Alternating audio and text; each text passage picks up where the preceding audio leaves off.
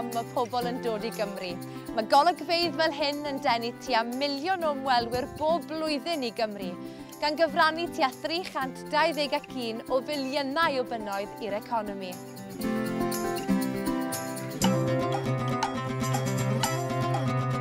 Yn naturiol, mae nifer o fusnesau a chymunedau cefn gwlad wedi manteisio ar y posibilrwydd o ddenu incwm ychwanegol i'w busnesau drwy arallgyfeirio. Mae fferm Glasfryn ym Mhenllyn yn arallgyfeirio ers tua 20 mlynedd bellach ac yn un o'r atyniadau mwyaf poblogaidd yn yr ardal. Gan ddenu o ddeutu 80,000 o ymwelwyr yn flynyddol i'r fferm. Gyda'r cloc ar fin newid i groesawu'r haf unwaith eto, mae Glasfryn wrthi'n paratoi ar gyfer y tymor newydd.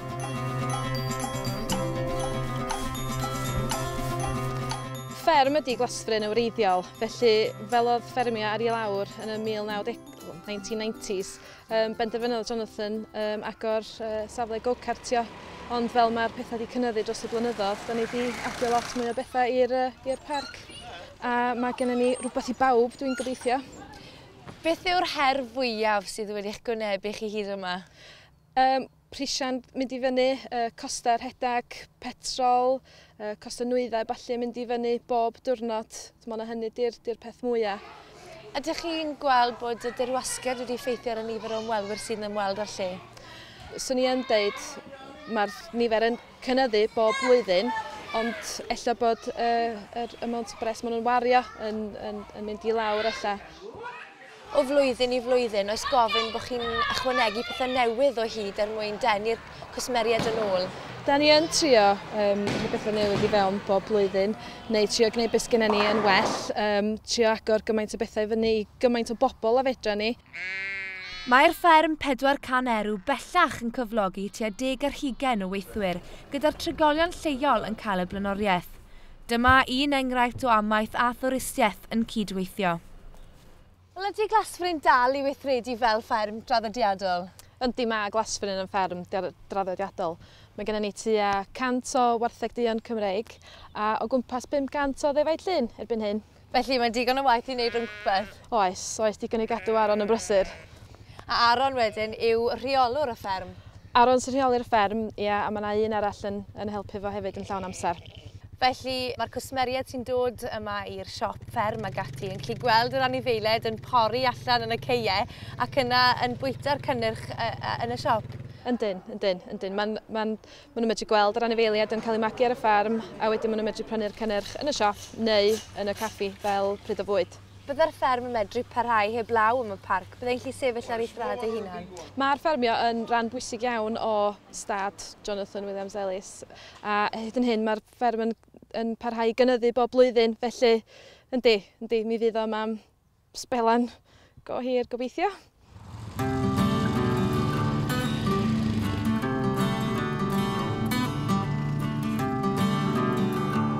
Dros y blynyddoedd, mae nifer o ffermydd eraill ar draws Cymru wedi mynd ati i arallgyfeirio a manteisio ar y diwydiant twristiaeth, sydd bellach wedi ennill ei blwy fel y trydydd diwydiant pwysicaf yng Nghymru.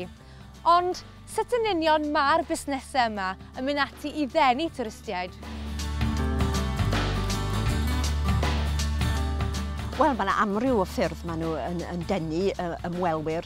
Maen nhw'n hysbysebu hunain, mae llawer iawn yn nhw erbyn heddiw, wrth gwrs efo y seitiau we sydd yn bwysig iawn, a maen nhw'n hefyd yn prynu mewn i llyfrannau sydd yn cael eu cyhoeddi can Croeso Cymru ac y cynghorau lleol hefyd. Pa mor ddibynnol mae'r economi lleol ar diwydiant twristiaeth? Mae'n creu swyddi ac yn o fodd i'r busnesau lleol hefyd, siopa bach pentrefi a y bobl sydd yn rhedeg cwmnïau trafnidiaeth er enghraifft hefyd. Hynna'n bwysig.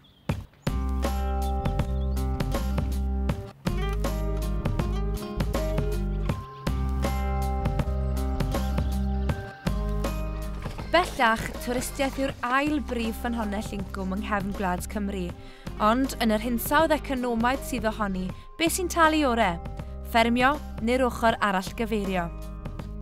I'r rhan fwyaf, y ffarm sydd dal yn talu gorau.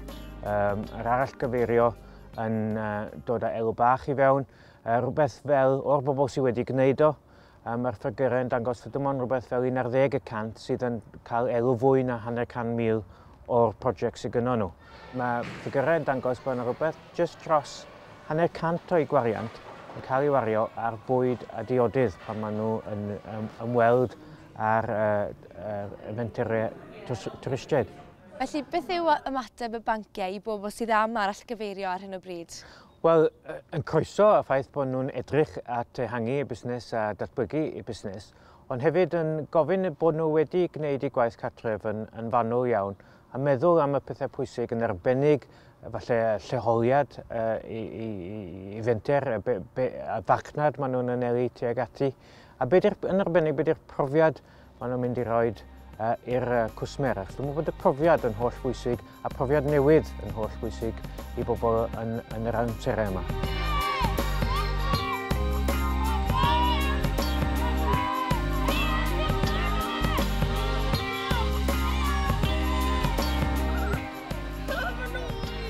Nôl yma ar fferm Glasfryn ac mae'r busnes yn mynd o nerth I nerth.